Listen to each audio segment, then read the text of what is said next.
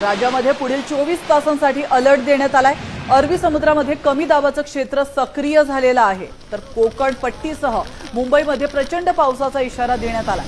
पुढील 2 ते 4 दिवस गुजरात आणि महाराष्ट्रात रेड अलर्ट जारी करण्यात आलाय।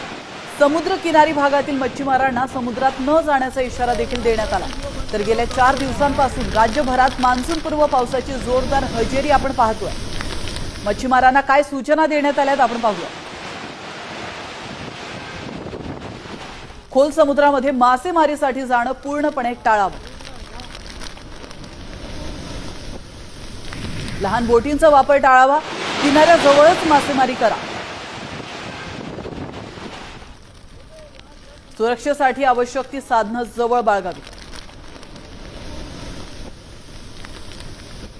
किनाऱ्यावरील होड्या आणि बोटी सुरक्षित स्थळी हलवाव्या।